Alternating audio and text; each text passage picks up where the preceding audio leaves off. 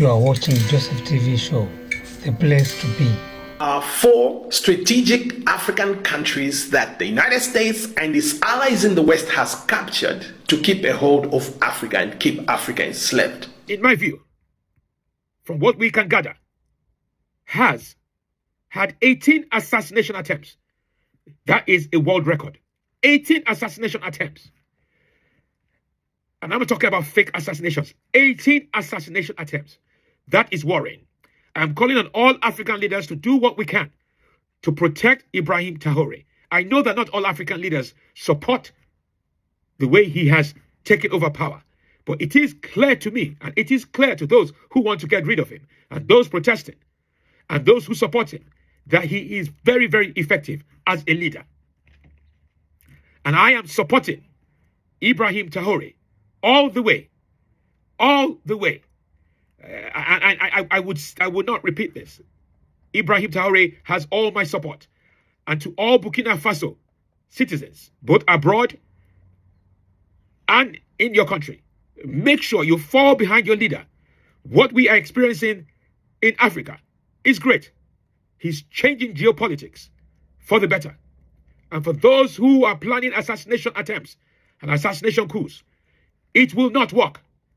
It will not work. Africa must protect Ibrahim Traoré. Thank you. These, our African partners understand that we're here to help them reach their overall national goals of stability and security.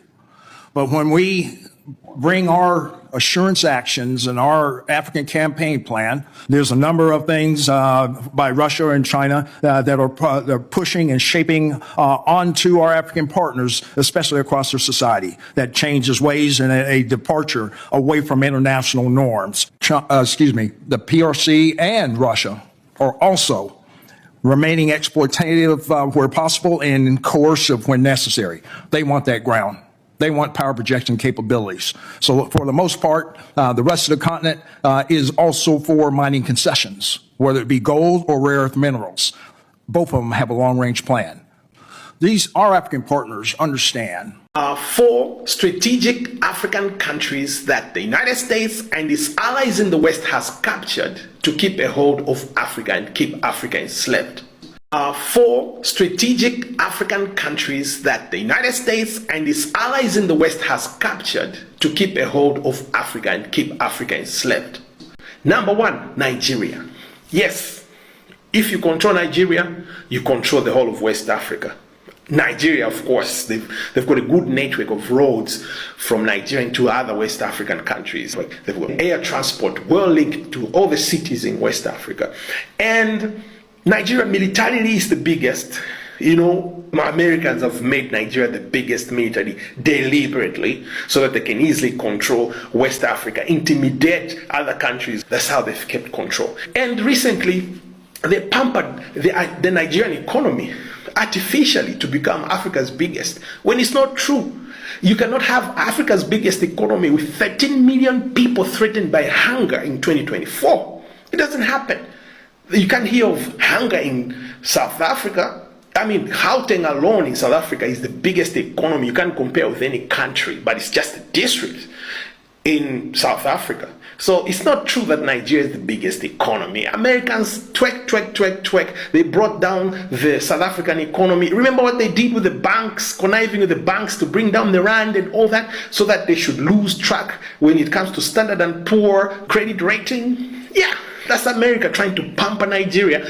And why did they pamper Nigeria like that? They were trying to hit back at South Africa for joining the BRICS. Yeah, you get it? So, control Nigeria, you control West Africa. And you know, when they pamper these people, they pamper them socially as well. Nigerians feel like they're top dogs in West Africa, you know? And you know, you cannot talk to a Nigerian about Pan-Africanism. Have you heard a Nigerian talking about Pan-Africanism? If there is, very few.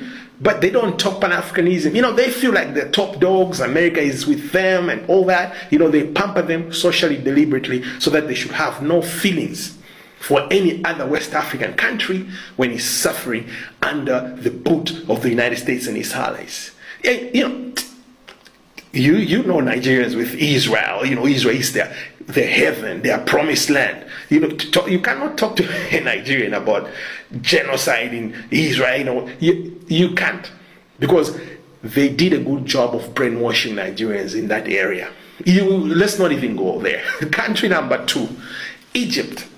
Yes, control Egypt, you control North Africa. All the countries, Libya, Algeria, Tunisia, Sudan, Ethiopia, they are under Egypt. Egypt is superior militarily, economically, and Egypt is well linked by road, by rail, by air transport, very well linked in North Africa. And as usual, the Americans have pampered the Egyptians to feel that they are most important people in North Africa. So when they hear that this such country, like they did to Libya, devastating that country, the Egyptians were just, oh, well, it's none of our business. We're good with the United States, so they have pampered them economically, socially, so that they should have no feelings for any other. Like they're eating on the same table, but they're not really. They're just another African country that they're exploiting. And that's how the United States plays this game. So you control Egypt, you control North Africa. Third country that the United States and its allies strategically controls on the African continent is Kenya. Kenya is well placed strategically. The rails and road networks from Uganda, Tanzania, Rwanda, all of them connect to Kenya. And they did that deliberately because they want to get a good grip on East Africa. The United States deliberately made the Kenyan army the strongest army, and that's for a reason. They're sending them into Haiti to keep the peace in Haiti, but in actual fact, they're doing the dirty work for the United States in Haiti. They're doing that in Somalia already. They sent their troops in Somalia on the orders of the United States to keep the peace in Somalia, but they're doing the dirty work there.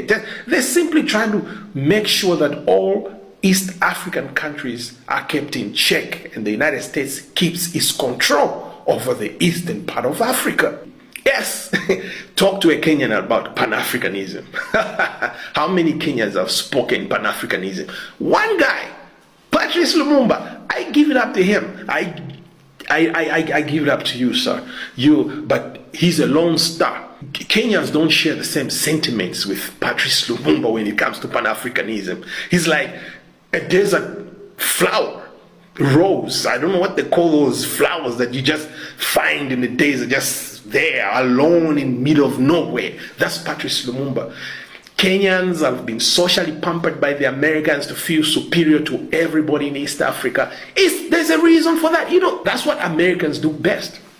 They pamper you so that you feel nothing for the others who are suffering. Just look at what they've done with our African leaders. They are so rich, they are billionaires, but they are running the poorest countries on earth, and they feel no remorse. Fourth country that the United States and its allies in the West control is South Africa.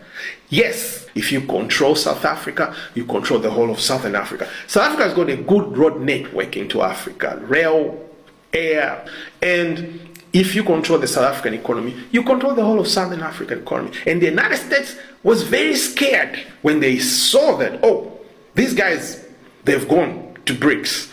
Oh, these guys have kicked Israel out. But Ramaphosa is paying a big price for that because they are coming hard on him. They want regime change. In this 2024 election, the ANC has lost its majority in parliament. They've divided the South Africans so good. As usual, the Americans, they have pampered the South Africans to make them feel like they're the most special guys in Southern Africa, and they won't care a thing about Pan-Africanism because the Americans do it best. They'll pamper you to make you feel important and part of them. And South Africans are light skinned. Maybe they feel like they're closer to the white skin. Maybe. Because they voted for a white party, DA. The party that says in its manifesto that they'll never give the land back to the black people. That's the party that South Africans have voted for to keep it in second place and very, very close to power. But the party that speaks Pan-Africanism like the EFF, they've kicked it so far down to fourth place. And very, very soon, the DA might start ruling South Africa, slow by slow. America wants South Africa back. And they want to punish Ramaphosa. And Americans are sending a message that if you stand against America and Israel, you're going to pay the price. And this is the message they're sending to Ramaphosa right now. So the Americans are fighting to get South Africa back. This is exactly what is happening. America has gotten hold of the whole of Africa using 4 countries: Nigeria, Egypt, Kenya, and South Africa.